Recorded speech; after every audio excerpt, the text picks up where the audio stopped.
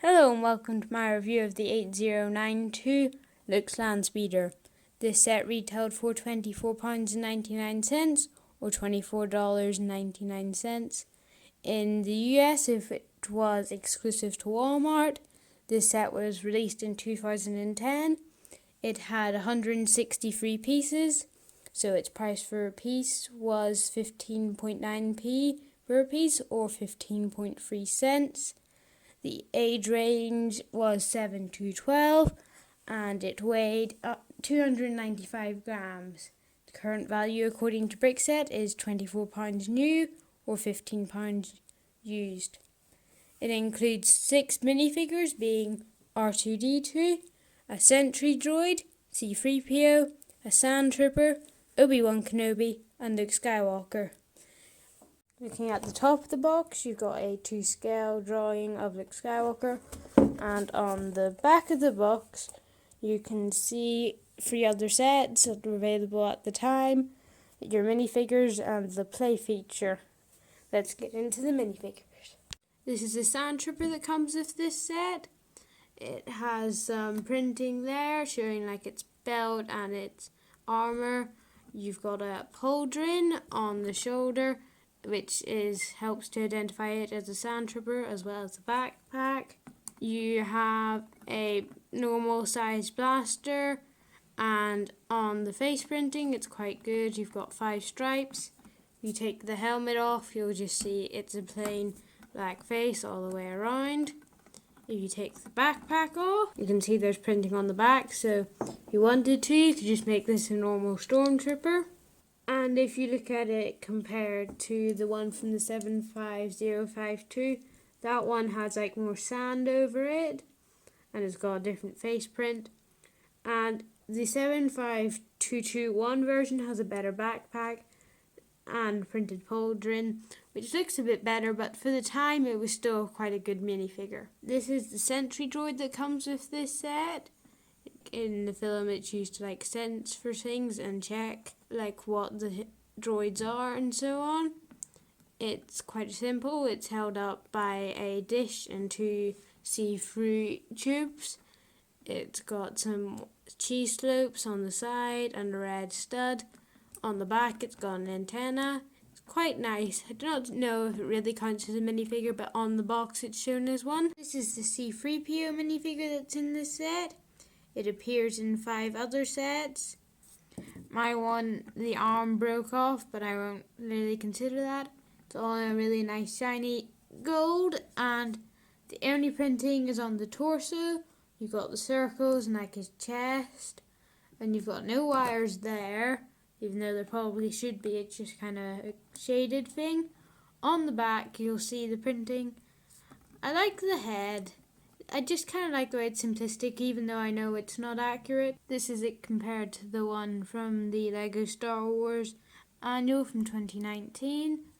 It's a slightly different colour, and this one's a lot more detailed. It's got leg printing, it's got wires, and a lot more detail on the torso, and it's got printed eyes. And the back, it's the same story. Always got a lot more detail. It's a better minifigure, but that's 9 years different, so you can kind of expect that. This is the R2-D2 minifigure that comes with this set.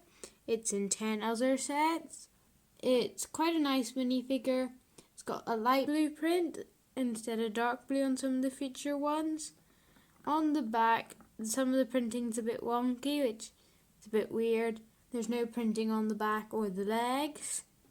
And on the front you've got all the printing for all his details, like some vent thingies and where he stores like his arms.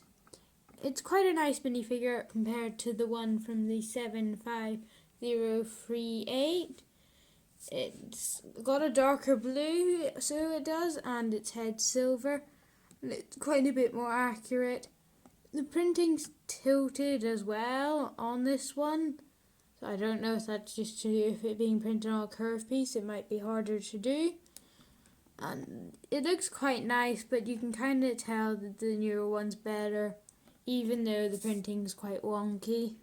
But then the torso, or not really a torso, but whatever it is, printing's much better. This is the Obi-Wan minifigure in this set. It's exclusive to this set.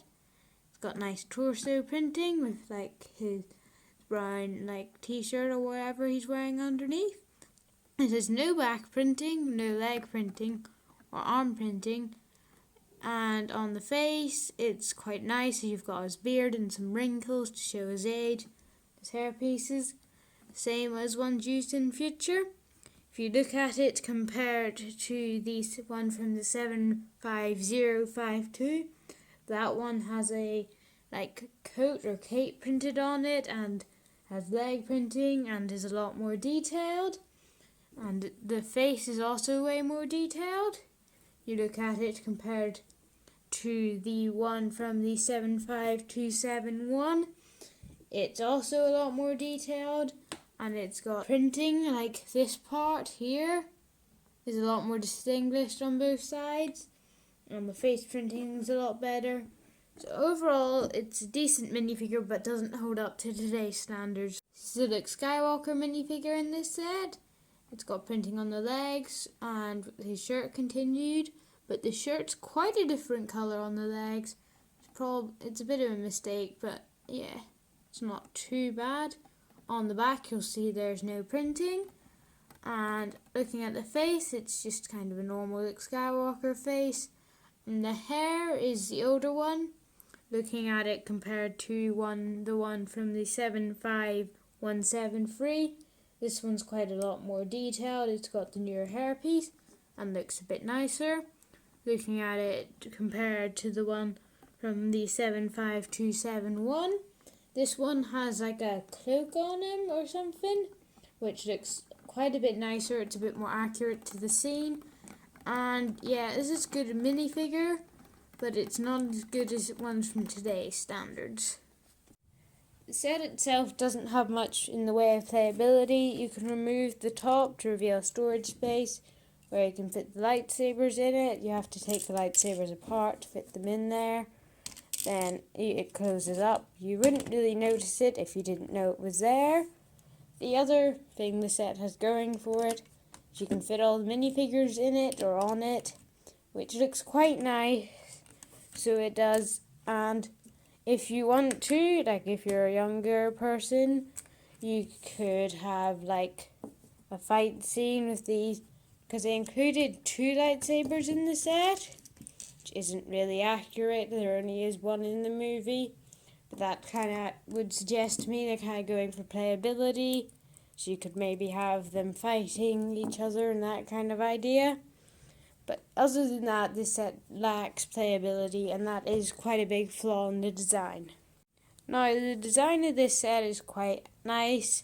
You've got your seating area and the windshield. It all looks very nice. You've got your damaged engine. It has no stickers, which some people like, but it lacks some details, so some people would like that. I don't really mind. So you could probably edit this set if you really wanted it to be like fighting Landspeeder, because there's lots of space, to have like a spring-loaded shooters underneath or other stuff like that, and you could make this not like Landspeeder but just a normal Landspeeder. But if you're looking at it compared to the 7173, that one has more details. It has stickers, it's got some curved pieces, and just some newer pieces that weren't available at the time. The engines are a lot more detailed. And yeah, that one's quite a bit better. And then there's the one from the 75052, which is quite similar, but it's in a different color palette, as are the other ones. It's got quite nice stickers, and it's relatively similar.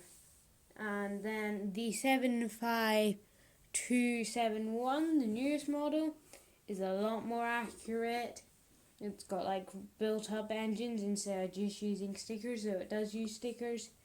Instead of these tube pieces, it has the sticker, which is more accurate again, and it has a space for the rifle, and the seats are more accurate. That set is a very good one. It's much better than this one. But scale is maybe the one thing this set benefits off. The one you see in the movie is like not as long as the Lego versions. It's a bit shorter, maybe that long would be Lego accurate. So the other ones seem to get a bit longer. I'm not entirely sure if that's right, but it could be. And this one does have that going for it, because Lego haven't really mastered this set yet. I know they've made quite a few tries at it, but yeah, it's quite a good set. And here's my final rating. This set was a really good set at the time, but nowadays it doesn't hold up to the standards.